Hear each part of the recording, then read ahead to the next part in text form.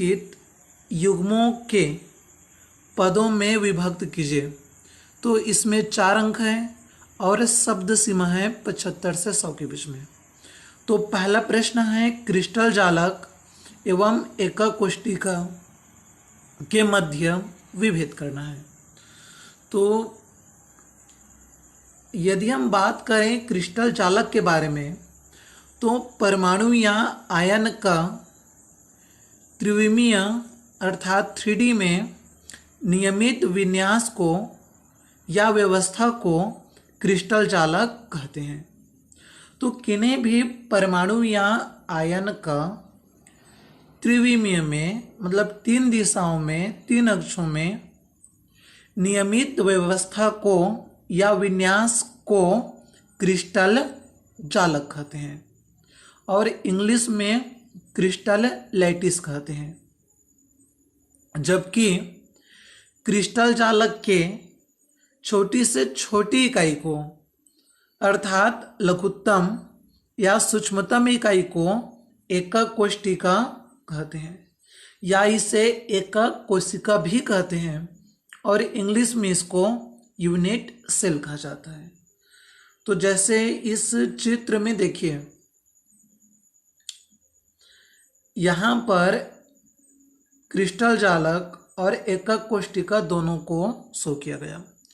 तो जो पूरा चित्र में दिख रहा है वह तो क्रिस्टल जालक है और उस क्रिस्टल जालक का जो छोटी से छोटी इकाई है तो उस इकाई को हम यहाँ पर एकक कोशिका कह रहे हैं। तो जैसे देखिए इस इकाई को यहाँ पर क्या कहा जा रहा है, तो इसे कहा जा रहा है क्या, एकक कोशिका। तो एक ऐसा चित्र जिसमें क्रिस्टल जालक की भी संरचना है और एकक कोशिका की भी संरचना है, हमने एक साथ दोनों संरचनाओं को देखा।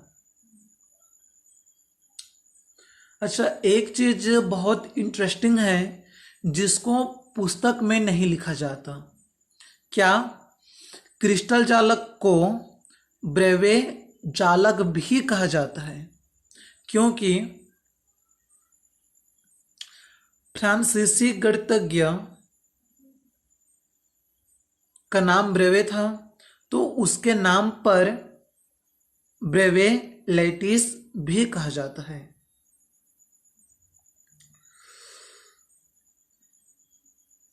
तो चलिए अब बात करें इसके दूसरे प्रश्न, चतुष्फलकीय रिक्तियां एवं अष्टफलकीय रिक्तियों के बारे में। तो जैसे इस चित्र में देखिए, चार गोलों के मध्य पाए जाने वाले इस रिक्त स्थान को हम चतुष्फलकीय रिक्तियां कहते हैं। तो एक पर्त पर 3 गोला होता है और दूसरे पर्त का एक गोले को उसके ऊपर में रखा जाता है। तो पहले पर्त में क्या है, 3 गोला है और दूसरे पर्त का एक अन्य गोले को उसके ऊपर रखा गया। तो इस प्रकार 4 गोलों के बीच घिरे रिक्त स्थान को चतुष्फलकीय रिक्तियां कहते हैं। जब एक पर्त के त्रिकोण रिक्ति पर दूसरी पर्त का गोला आ जाता है तो उसे हम चतुष्फलकीय रिक्तियां कहते हैं। तो जैसे इसमें देखिए, हमने यहाँ पर क्या देखा, चतुष्फलकीय रिक्तियों को। तो यदि हम यहाँ पर काउंटिंग करें तो कुल गोलों की संख्या कितना, इसमें 4 है और पहले पर्त पर कितना गोला लिया गया, तो जैसे देखिए 1, 2 और 3। तो पहले पर्त पर 3 गोला है और दूसरे पर्त में इस एक गोले को लिया गया। इस प्रकार से यहाँ पे 4 गोलों से घिरे हुए रिक्त स्थान को हमने चतुष्फलकीय रिक्तियां कहा। यदि हम अष्टफलकीय रिक्तियों को देखें तो अष्टफलकीय रिक्तियां 6 गोले के सहयोग से बनती है। इसमें एक पर्त के त्रिकोण रिक्ति पर दूसरी पर्त का त्रिकोण रिक्ति आ जाने से इसका निर्माण होता है। तो जैसे इसमें देखिए चित्र में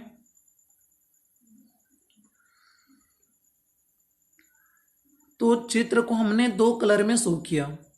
पहला जो रेड रंग में है, रेड कलर में है, वह पहले परत में स्थित त्रिकोण रिक्ति है। तो तीन गोलों के मध्य रिक्त स्थान पाया जा रहा है, उससे हमने यहाँ पर क्या बोला, त्रिकोण रिक्तियाँ कहा, क्योंकि इसका आकार त्रिकोण के जैसा होता है। तो पहले परत का त्रिकोण रिक्ति पर दूसरे परत का त्रिकोण रिक्ति आ जाता है।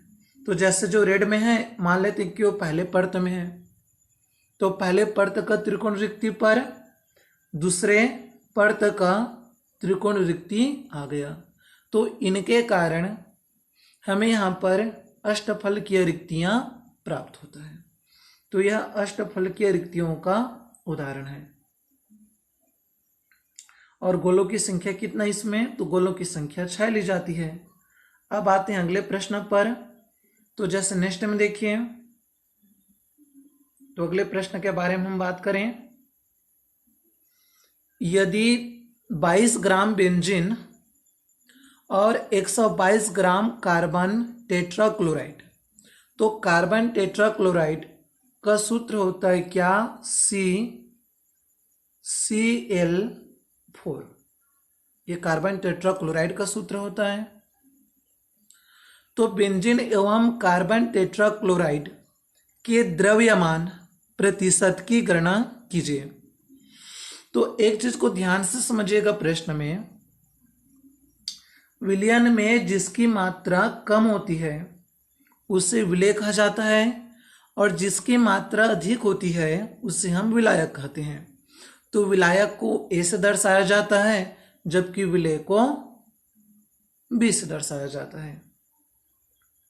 अब दिए गए प्रश्न में बेंजीन की मात्रा कम है, तो उसे हम लोग विलेय कहेंगे। तो विलेय का द्रव्यमान क्या हो जाएगा, WB बराबर 22 ग्राम, अर्थात बेंजीन का द्रव्यमान आ गया WB बराबर 22 ग्राम। अब जैसे आगे देखिए, कार्बन टेट्राक्लोराइड की मात्रा अधिक है, तो इसे विलायक कहा जाएगा। तो विलायक का द्रव्यमान क्या हो जाएगा, WA बराबर 122 ग्राम। तो बेंजीन का द्रव्यमान प्रतिशत निकाल लेते हैं। इसका सूत्र होता है, चूंकि हम यहाँ पर विलेय का देख रहे हैं, तो विलेय का द्रव्यमान प्रतिशत होता है WB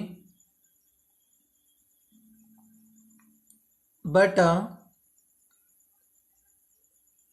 WA प्लस WB और गुणा 100।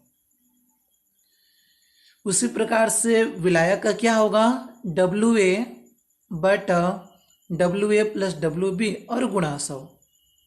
अब प्रत्येक का मान रखें, तो जैसे देखिए मान को रखने पर क्या प्राप्त होगा, WB का मान 22 है, अर्थात विलेय का द्रव्यमान, और गुणा 100 बटा WA विलायक का द्रव्यमान और WB विलेय का द्रव्यमान। तो 22 और 122 कुल 144 हो जाएगा। यदि हम 2 से डिवाइड करें तो उस स्थिति में क्या प्राप्त होगा, देखिए तो 11 दूनी 22 और 2 सत्ते 2 दूनी, तो ये आपका आ गया 11 बटा 72। 2 जीरो को मल्टीप्लाई करें तो 1100 बटा 72, और इसको हल करने पर हमें प्राप्त हो गया 15.28%। इसी प्रकार से हम विलायक का द्रव्यमान प्रतिशत निकालें, तो विलायक क्या है, इसमें कार्बन टेट्राक्लोराइड, यह आपका विलायक है। तो उस स्थिति में क्या प्राप्त होगा, देखिए तो विलायक के लिए WA लिया जाएगा, WA गुणा 100 बटा WA प्लस WB। ध्यान दीजिएगा W जो है वह ग्राम में द्रव्यमान को दर्शाता है, और चूंकि हम लोग यहाँ पर द्रव्यमान प्रतिशत देख रहे हैं तो इसलिए यहाँ पे W लिया गया। यदि आयतन प्रतिशत पूछा जाता तो V करके लिखा जाता। अब मान को रखिए, WA का मान 122 आ गया गुणा 100, और WA धन WB का मान कितना आएगा, तो 122 और 22 144 हो जाएगा। यदि इसको भी हम लोग हल करना चाहें तो 2 से डिवाइड हो जाएगा, 2 छक्के 12, 2 एकम 2 और 72 दूनी 144। जब इसको पूरा हल किया जाएगा तो यह आ जाएगा 61/100/72 और आगे हल करने पर 84.74। या दूसरा तरीका यह भी होता है कि हम किन्हीं एक द्रव्यमान प्रतिशत में 100 को घटा दें, तो आप उस तरीके से भी निकाल सकते हो। तो इस प्रकार से हमने बेंजीन और कार्बन टेट्रा क्लोराइड के द्रव्यमान प्रतिशत को ज्ञात किया। तो इस वीडियो में हमने प्रश्न 1 और प्रश्न 2 को देखा। अगले वीडियो में बाकी प्रश्नों को समझने का प्रयास करेंगे। तो इस वीडियो में बस इतना ही। अगले वीडियो में हम बाकी चीज़ों को जानने का प्रयास करेंगे। Thank you.